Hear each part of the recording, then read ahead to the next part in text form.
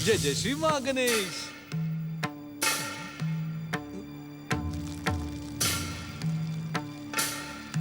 जय जय श्री माँ गणेश। तो गौरीपुत्र कैलाश से यहाँ चले आए। न जाने इन्होंने माता पार्वती को बताया अथवा नहीं। नहीं बताने पर माता अवश्य ही रुष्ट हो रही होंगी। परंतु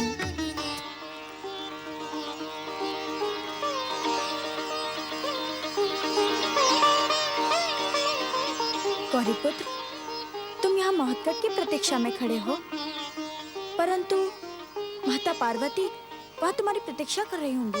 यदि माता पार्वती अपनी दिव्य दृष्टि का प्रयोग करेंगी तो सत्य को जानकर वे मुझे क्षमा कर देंगी। मैं माता पार्वती के स्वभाव को जानती हूँ। स्वयं को प्रसन्न करने वाले किसी भी काम के लिए वे अपनी दिव्य दृष्टि का प्रयोग नहीं करती। तुम्हें भूख लगी है ना?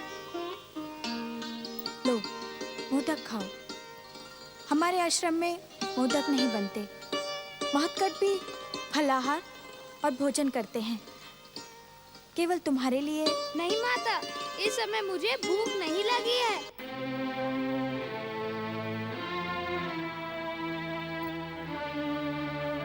सच क्यों नहीं कहते गौरीपुत्र कि तुम अपनी माता पार्वती के सिवाय किसी के हाथ का बना मोदक नहीं खा सकते?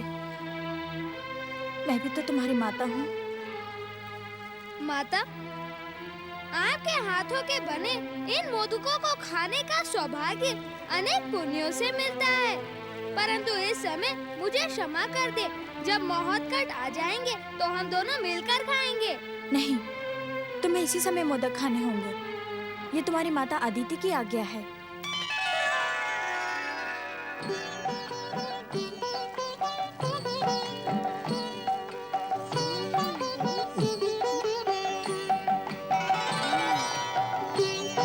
बताओ, मोदक स्वादिष्ट है अथवा नहीं?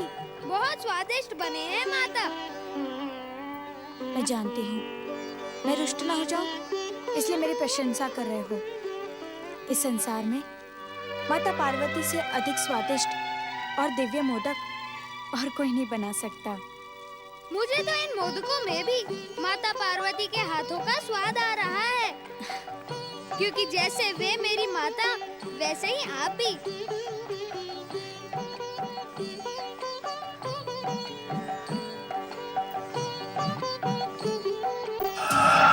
दैत्य गुरु शुक्राचार्य,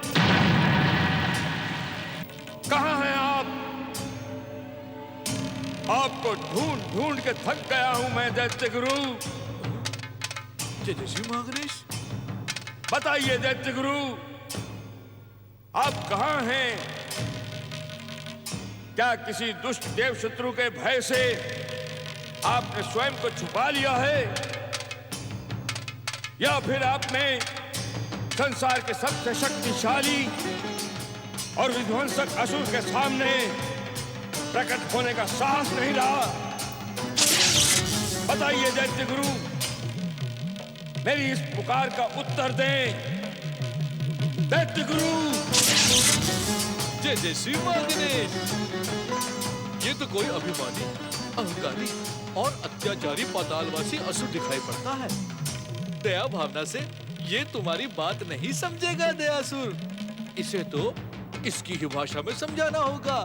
जय जय श्री माँ गणेश। जय जय श्री माँ गणेश। कौन हो तुम और दैत्य गुरु शुक्राचार्य को क्यों ढूंढ रहे हो?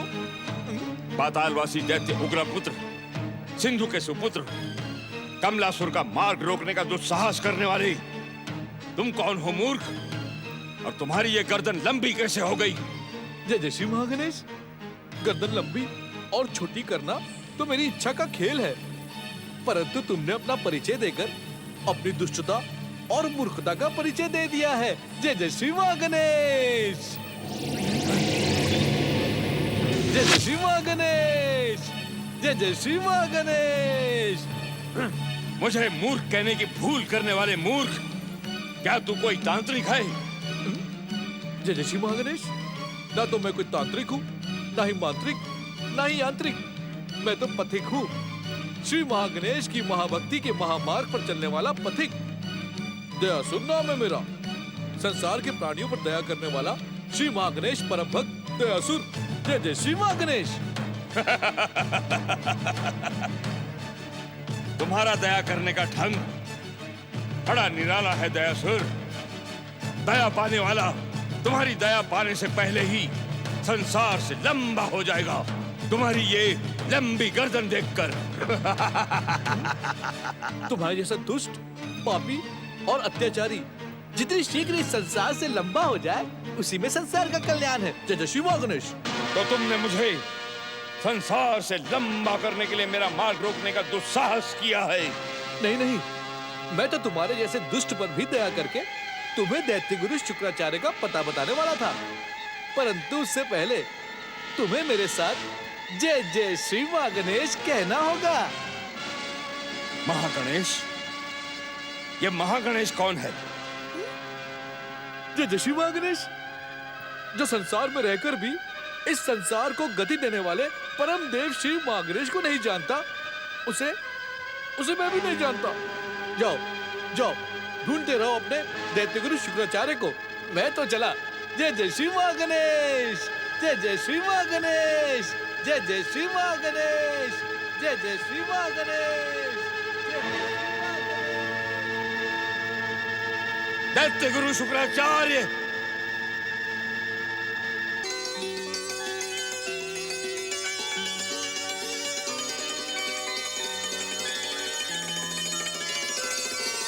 माता, आपके इन बनाए हुए मोदकों ने मेरी भूख और बढ़ा दी है। एक बार माता पार्वती ने मुझे तुम्हारी भूख के विषय में बताया था, इसलिए हमने पहले से ही ढेर सारे मोदक बना रखे हैं। तुम ठहरो, मैं अभी लेकर आती हूँ।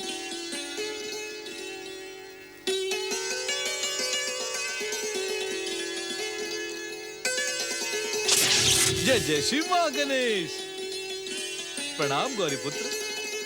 बड़ी कठिनाई से मैं आपको ढूंढ पाया, परंतु महत्कर श्री गणेश का कहीं पता नहीं चला। भक्तराज दयासुर, तुम यहाँ क्यों चले आए? माता अदिति तुम्हें देखते ही रुष्ट हो जाएंगी। जय जय श्री महागणेश, मैंने ऐसा कौन सा पाप कर दिया है स्वामी कि माता आपको खिलाए मोदक और हो मुझ पर रुष्ट? भक्तराज, माता अदिति सोचती हैं कि तुमने ही मोहत्कट को किसी गणेश भक्त की सहायता करने के लिए भेजा है। परंतु स्वामी, प्रभु,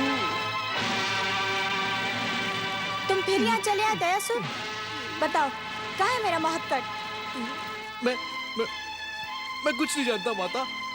मैं स्वयं उन्हें ढूंढ रहा हूँ। अभी अभी गौरीपुत्र से मैं उनके विषय में ही पूछ रहा था। मैं सत्य कह रहा हूँ माता, मुझे क्षमा कर दे। तुम्हारे आराध्य गौरीपुत्र श्री गणेश जानते हैं कि महत्कट कहाँ है, परंतु माता अदिति को सताने के लिए बताना नहीं चाहते। मेरी बात सुनो दयासुर, जब तक तुम महत्कट को ढूंढ न लो, मुझे अपना मुंह ना दिखाना। जो आज्ञा माता। जय जय श्री महागणेश। जय जय श्री महागणेश, जय जय श्री महागणेश। इस ब्राह्मण बालक को मोदक की भिक्षा दो माई। भिक्षा की आस में भटकते भटकते ये बालक थक चुका है। बालक की भूख चरम सीमा तक पहुंच चुकी है। भिक्षा दो माई, दया करो माई। भिक्षा दो माई। भूखे ब्राह्मण को आदर पूर्वक भिक्षा देना हमारा धर्म है माता। लाओ, मुझे दो मोदक का पात्र, मैं ही इन्हें भिक्षा दूंगा। ब्राह्मण को भिक्षा देना हर घर की स्त्री का कर्तव्य है पुत्र। यदि मैंने भिक्षु को भिक्षा ना दी तो यह अधर्म के साथ इस आश्रम का अपमान होगा।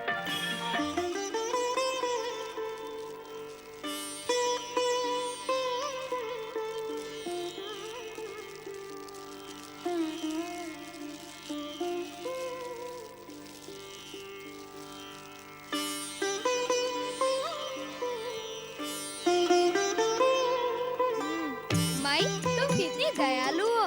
क्या तुम्हें पहले से ही अनुमान था कि कोई भूखा ब्राह्मण बालक तुम्हारे द्वार पर आने वाला है, इसीलिए मोदक लेकर खड़ी थी, है ना?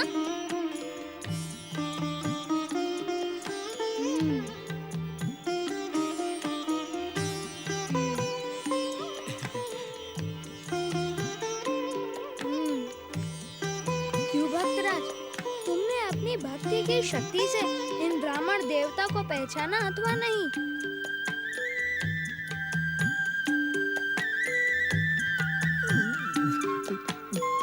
नहीं स्वामी।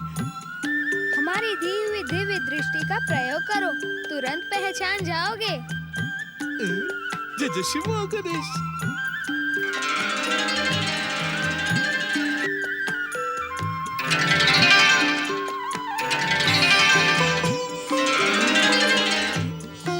बहुत अच्छी गणेश, प्रणाम। माई, तुम्हारे बनाए हुए मोदक कितने स्वादिष्ट हैं। तुम्हारा स्वर जाना पहचाना सा लगता है। तुम्हारी आंखों को देखकर ऐसा लगता है कि मैंने पहले भी तुम्हें कहीं देखा है। क्या तुम पहले भी यहाँ आ चुके थे? मैं तो कई बार आपके दर्शन कर चुका हूँ माई, परंतु आप ही मुझे पहचान कर भी पहचान न पाई।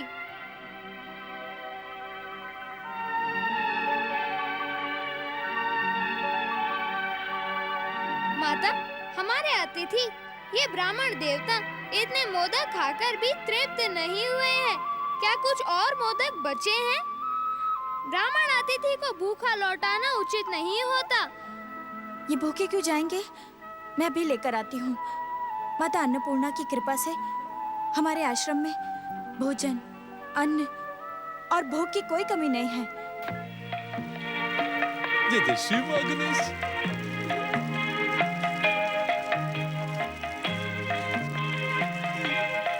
गणेश भक्तों की सहायता करने का जो संकल्प तुमने किया था, उसे भूलकर इधर उधर न भटको दयासुर।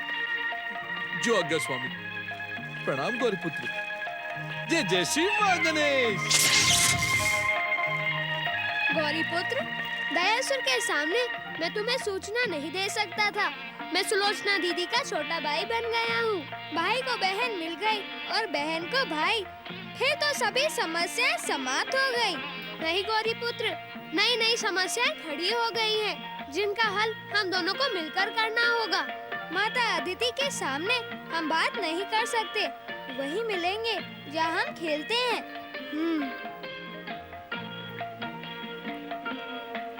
खेलने कूदने की आयु में तुमने वैराग्य क्यों धारण कर लिया? करने और कराने वाले तो परम देव श्री महागणेश हैं। बस माई बस, तन मन संतुष्ट हो गया। परम देव श्री महागणेश आपकी हर मनोकामना पूरी करें। जय जय श्री महागणेश। जय जय श्री। मेरा पाताल से आह्वान करके आप स्वयं अदृश्य क्यों हो गए? क्या व्यवस्था है आपकी? आप क्यों प्रकट नहीं होना चाहते? यदि मेरी पुकार पर भी आप प्रकट नहीं हुए तो मैं अपने क्रोध से इन पर्वतों को खंड खंड कर डालूंगा। इस आकाश को नष्ट भ्रष्ट करके समुद्र में डुबो डालूंगा। मैं अपने तांडव और प्रलय का ऐसा प्रदर्शन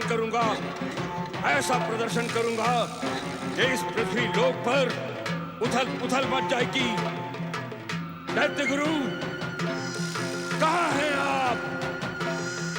शुक्राचार्य। शक्तिहीन मूर्ख, तू हमें भय दिखा रहा है? तू तो पाताल लोक से अपने आप पृथ्वी पर प्रकट हुआ है। कैसे अज्ञानी हैं आप दैत्य गुरु, जो ये नहीं जानते कि मैं समुद्र से प्रकट हुआ हूँ। समुद्र से जो ये नहीं जानता वो मेरी सहायता क्या करेगा? शक्तिहीन मैं नहीं दैत्य गुरु, आप हैं आप। मूर्ख मैं नहीं, आप हैं दैत्य गुरु, आप।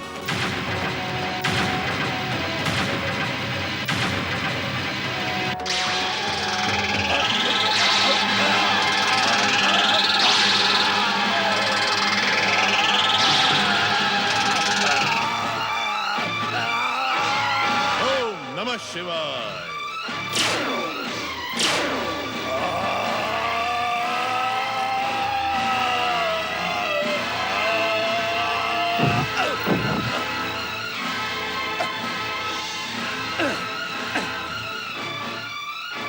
क्या इस प्रकार आपने अपमानित करने के लिए मुझे पाताल लोक से पुकारा था दैत्य गुरु?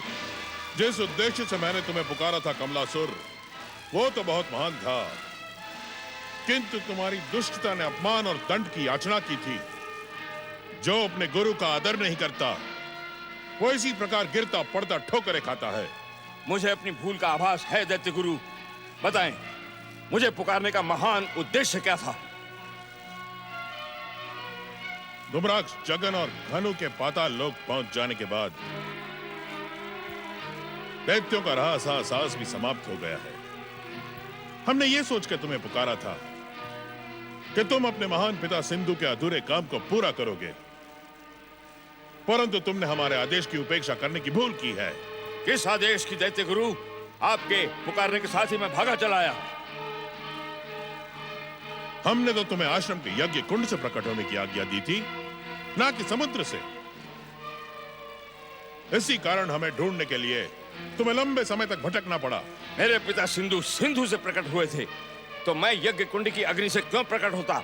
और वैसे भी मुझे भय था कि कहीं यज्ञ कुंड की अग्नि मुझे ही जलाकर भस्म न कर दे। जिस असुर के मन में भय समा जाता है, वो हमारा शिष्य बनने के योग्य नहीं रहता। जाओ, जिस प्रकार आए थे उसी प्रकार लौट जाओ। कदापि नहीं दैत्य गुरु, कदापि नहीं। मैं इतना मूर्ख नहीं कि पाताल लोक से पृथ्वी पर आकर वापस पाताल लौट जाऊं, जिससे पातालवासी असुर दैत्य दानव मुझे कायर भीरू कहकर दुत्कारें। अब जब तक मैं असुर जाति का ध्वज तीनों लोकों पर नहीं फहरा देता, पाताल वापस नहीं लौटूंगा। पातालवासी असुरों के पास केवल उड़ने की शक्ति होती है। तीनों लोकों में विजय का ध्वज फहराने के लिए जिस शक्ति की आवश्यकता होती है, उसे प्राप्त करने के लिए तुम्हें तपस्या और आराधना करनी होगी और वरदान प्राप्त करना होगा। तपस्या, वरदान, ये क्या होता है दैत्य गुरु? अपनी प्रचंड तपस्या से अपने आराध्य को प्रसन्न करके तीनों लोकों के साम्राज्य के साथ इच्छित वरदान प्राप्त करो कमलासुर। मेरा आराध्य कौन है?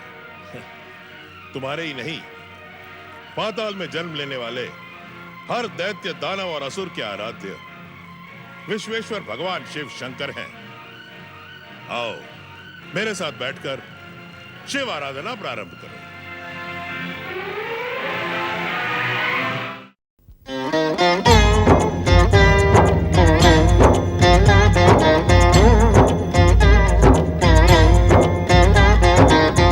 अर्थ समर्थ ये इनसे जीवन, यही है करता यही है कारण।